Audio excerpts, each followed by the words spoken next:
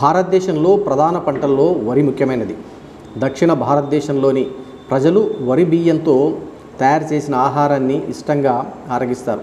వరి పంటను దక్షిణాది రాష్ట్రాల్లో రైతులు విస్తారంగా సాగు చేస్తారు. దీంతో ఈ ప్రాంతంలో వరే ఇక్కడి ప్రజలకు ప్రధాన ఆహారంగా మారింది.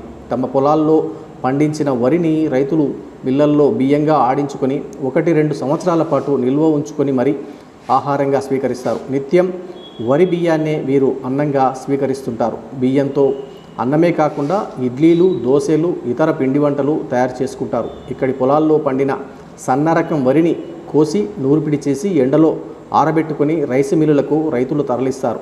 వడ్లు బియ్యంగా మారేందుకు మిల్లుల్లో ప్రత్యేక యంత్రాలు ఉంటాయి. వడ్లలోని బియ్యం గింజలు వేరు చేసి మొదట పొట్టును బయటికి పంపిస్తారు. ఆ తర్వాత ముడి బియ్యాన్ని 2 దశల్లో పాలిష్ చేసి తెల్లని బియ్యాన్ని తయారు చేస్తారు. డబుల్ పాలిష్ అయిన బియ్యం తింటే ప్రాణానికే ప్రమాదమన్న సంగతి ఇటీవల పరిశోధనలో బయటపడింది. పూర్వకాలంలో ప్రజలు దంపుడు బియ్యాన్ని, ముడి బియ్యాన్ని ఆహారంగా తీసుకునేవారు. వడ్లను రోకళ్లతో దంచి బియ్యాన్ని తయారు చేసుకునేవారు. మనిషి ఆరోగ్యానికి కావలసిన క్యాలరీలు, పీచు పదార్థాలు బియ్యంలోనే ఉండేవి. ఇలాంటి బియ్యం శరీరానికి ఎంతో పుష్టిని అందించేవి. వరి బియ్యం తిన్నవారు బలిష్టంగా ఉండేవారు. అందుకే అన్నం పరబ్రహ్మ స్వరూపం అనేవారు. రైతులు తమ పొలాల్లో పండిన వరిని తక్కువ పాలిష్తో ఆడించుకొని బియ్యంగా మార్చుకుంటున్నారు. ఇదే బియ్యం వ్యాపారులు అయితే డబుల్ పాలిష్ బియ్యం తయారు చేసి ఆకర్షణీయమైన ప్యాకింగ్ చేసి మార్కెట్లో అమ్ముతుంటారు. మిల్లర్లు వడ్లలో ఉండే పోషకాలను తౌడు రూపంలో వారే ఉంచేసుకుంటారు. ఈ పాలిష్ తౌడుకు మార్కెట్లో మంచి డిమాండ్ ఉంది. బియ్యంలోని B12 విటమిన్ తౌడులోనే ఉండిపోతోంది.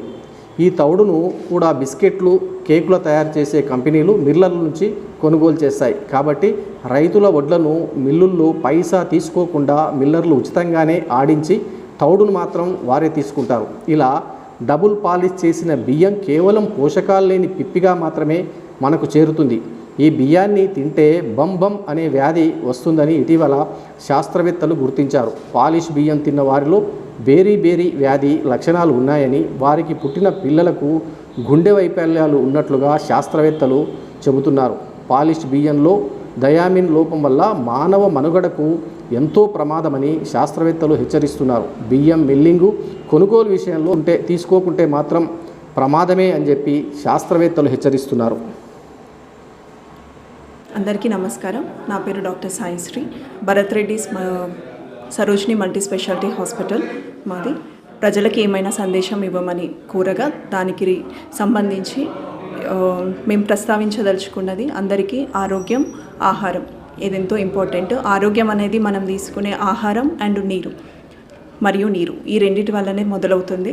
దానిలో భాగంగా ఆహారం, ఈ ఆహార అలవాట్లు మనకి ఎలా హాని చేస్తాయని చెప్పి దాని గురించి మాట్లాడదలుచుకున్నాను. అందులో కూడా ఆహారంలో కూడా మనం తీసుకునే ఫుడ్ మెయిన్గా చిన్నపిల్లలు మొదలేస్తే వృద్ధాప్యం వరకు మనకు ఎన్నో సంవత్సరాల నుంచి మనకు అలవాటు ఉన్న స్టేపుల్ ఫుడ్ రైస్. మన సౌత్ ఇండియాలో మనం ఎక్కువ తినేది రైస్ కాబట్టి దానివల్ల కూడా మనం చేసే చిన్న పొరపాట్ల వల్ల మన ఆరోగ్యం ఎలా దెబ్బతింటుంది. ప్రీవియస్గా ముందు మన పెద్దలు వాడేదానికి ఇప్పటి వాడే పద్ధతుల వల్ల కూడా మనం ఎలాంటి నష్టాన్ని మనం కొని తెచ్చుకుంటున్నాము. తింటూ కూడా బలమైన ఆహారం తినలేకపోవడం వల్ల ఎలాంటి ఇబ్బందులు వస్తున్నాయి అని చెప్పదలుచుకున్నాను. అందులో ఆహారానికి తీసుకుంటే రైస్లో ముందు ఉండేది మనము బ్రౌన్ రైస్ అనేది తినేవాళ్ళము.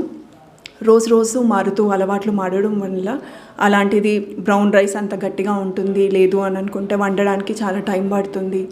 ఇలా అనేది కొంచెం మన ఆహార అలవాట్లు జంక్ ఫుడ్కి అలా వెళ్ళడం అలా మొదలయ్యి బ్రౌన్ రైస్ అనేది మెల్లగా పార్బాయిల్డ్ రైస్, వైట్ రైస్ ఇలా డిఫరెంట్గా ప్రాసెస్ చేంజ్ చేయడం వల్ల వస్తుంది. కంప్లీట్గా మనకు ఆ లేయర్స్ అనేవి వెళ్ళడం వల్ల వైట్ రైస్లో బ్రౌన్ రైస్లో ఉండే పైన ప్రోటీన్ లేయర్ అనేది మెయిన్గా వెళ్ళిపోతుంది. అలా వెళ్ళడం వల్ల ఎంతో బలమైన న్యూట్రిషియస్ ఉన్న మినరల్స్, విటమిన్స్ అవన్నీ పోతున్నాయి.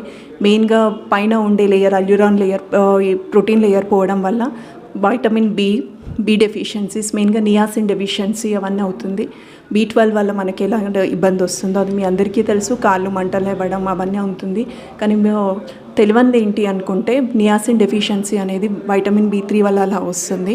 దానివల్ల కూడా మనకు ఆ స్కిన్ ఎలర్జీస్ వస్తాయి, బుద్ధి మందగించడం ఇవన్నీ వస్తుంటుంది. డయేరియా, తెలియకుండా కొంతమంది పిల్లలకైనా కానీ మోషన్స్ అవుతూ ఉంటాయి. రీజన్స్ ఏంటి అని చెప్పి తెలియదు. మనం అధికంగా వాడ పిల్లలకి ఫుడ్ ఇంట్రడ్యూస్ చేస్తుంటాం. కానీ ఈ పార్బాయిల్డ్ రైస్ వాడడం వల్ల వైట్ రైస్, పార్బాయిల్డ్, వీటి వల్ల కూడా సైడ్ ఎఫెక్ట్స్ ఉంటాయి. ఇంకొంచెం బెటర్గా ఏంటి అనుకుంటే డయాబెటిక్ పీపుల్కి పార్బాయిల్డ్ రైస్ కొంచెం better, more than white rice కంటే కొంచెం అది బెటర్ అని ఈ మధ్య ఎక్కువగా నాన్ ఐడి వినిపిస్తుంది. ఈ పార్బాయిలింగ్లో ఏం చేస్తారంటే నార్మల్గా సోకింగ్, తర్వాత బాయిలింగ్, తర్వాత డ్రైయింగ్, ఇవన్నీ ఈ ప్రాసెస్లో తయారవుతూ ఉంటుంది. ప్రాబ్లం ఏంటి అనుకుంటే గ్లైసిమిక్ ఇండెక్స్ అంటే షుగర్ శాతం అనేది కొంచెం తగ్గించి కొంతమంది డయాబెటిక్కి బెనిఫిట్ అని అంటారు. కానీ మోర్ దాన్ దట్ అందులో ఆర్సెనిక్ అనే కెమికల్ ఎక్కువ ఉంటుంది. ప్రాపర్గా ప్రాసెస్ చేయలేకపోయినా ఏమైనా ఆర్సెనిక్ అనేది ఉంటుంది. ఆర్సెనిక్ వల్ల చిన్నపిల్లలు అంటే అట్లీస్ట్ తల్లి గర్భంలో ఉన్నప్పటి నుంచి ఆ పార్బాయిల్ రైస్ తినడం వల్ల ఇన్యూట్రో అప్పటి నుంచి కూడా ఆ ఎఫెక్ట్స్ అనేవి స్టార్ట్ అవుతాయి. ఆర్సెనిక్ తినడం వల్ల బుద్ధి మాందగిత్యం అంటే డెవలప్మెంటల్ డిలేస్, వాళ్ళు పెరిగే కొద్దీ, పిల్లలు పెరుగుతున్న కొద్దీ కూడా సరిగా వాళ్ళ ఎదుగుదల ఉండకపోవడం, ఇంకా సరిగా లేకుంటుంటే ఇన్ఫెక్షన్స్ లైక్ ఆ సోకింగ్ అనేది అంటే ఎక్కువ నానబెట్టడం అవన్నీ ప్రాసెస్ కరెక్ట్గా లేదు అనుకోండి, ఇన్ఫెక్షన్స్ వస్తాయి. ఫంగల్ ఇన్ఫెక్షన్స్ అనేవి రావడం, దానివల్ల కూడా ఇన్ఫెక్షన్ అవుతుంది. ఇంకా స్టిల్ ఇలానే కంటిన్యూ చేసి అలానే తింటూ ఉన్నారనుకోండి క్యాన్సర్స్ వచ్చే కండిషన్స్ కూడా ఉంటుంది, బ్లాడర్ క్యాన్సర్ అవన్నీ. సో ఇవన్నీ దృష్టిలో పెట్టుకొని పురాతన పద్ధతులే అయినా కానీ వాటిలో పెద్దలు మనకి ఇచ్చింది ఏదైనా కానీ పెద్దల మాట చదిమూట అంటారు. వాళ్ళ మాటలన్నీ ఫాలో అవ్వడం 100% కాకుండా 90% మనకి బెనిఫిటే ఉంటుంది. బ్రౌన్ రైస్లో అనేది పీచు పదార్థం ఎక్కువ ఉంటుంది. దానివల్ల మన డైజెషన్ పెరుగుతుంది, పిల్లల డెవలప్మెంటల్ గ్రోత్ కూడా బాగుంటుంది, హెల్దీ ఉంటారు, మినరల్స్, న్యూట్రియంట్స్ అన్నీ సరిపోతాయి. కొంచెం కష్టమైనా కానీ ఆ ప్రాసెస్ ఏంటి అని చెప్పి, ఎలా వండాలి ఏంటి అని చెప్పి తెలుసుకొని ఇప్పటి నుంచే మనం పిల్లలకి ఇప్పటి నుంచే అవి అలవాటు చేస్తూ ఉన్నామంటే నేటి మన బాలలో రేపటి పౌరులు అవుతారని. సాధారణంగా మన దక్షిణ భారతదేశంలో ప్రధాన ఆహార పంటగా పండుతున్నటువంటి వరిలో అందరూ కూడా ఈరోజు ప్రధాన ఆహారంగా వరిని తీసుకుంటున్నారు. అయితే ఈ ప్రాసెసింగ్ విషయంలో మాత్రం చాలా ఇబ్బందులు ఎదుర్కోవాల్సి వస్తుంది. ఇది ఆహారంలో ఎక్కువ మనం పాలిష్ రైస్ వాడటం వల్ల అందులో చాలా రకమైనటువంటి ఇబ్బందులు ఈరోజు ప్రజలు ఎదుర్కొంటున్నారు. ముఖ్యంగా డాక్టర్ గారు అంటున్నది ఏంటంటే వృద్ధులు కానీ చిన్నపిల్లలు కానీ దీన్ని తినడం వల్ల బుద్ధి మాంద్యం అనే సమస్యలు వస్తున్నాయి. కాబట్టి వాటిని లేకుండా ఏదైతే మన పాత పద్ధతుల్లో మనం ఏదైతే బ్రౌన్ రైస్ తీసుకుంటున్నామో దాన్నే తీసుకోవాలని చెప్పి సజెస్ట్ చేస్తున్నారు. థ్యాంక్ యూ డాక్టర్ గారు. శ్రీధర్రావు, TG9 వనపర్తి.